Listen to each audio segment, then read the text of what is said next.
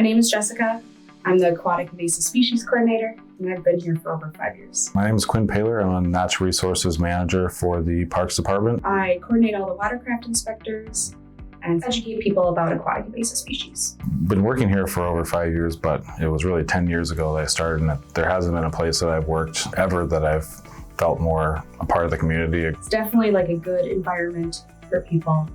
People are so easy to talk to if you have any questions. I like showing up to work every day with these people. But what I look for in people when I hire them is someone who's relatable, definitely easy to talk to, who's passionate in what they want to do. Someone who's passionate and willing to learn. Certainly experience is good, but really the drive to make a positive difference in the natural resource field specifically is very powerful. We hope to see you soon, and we can't wait to meet you and be part of the family, basically. Come and join our team.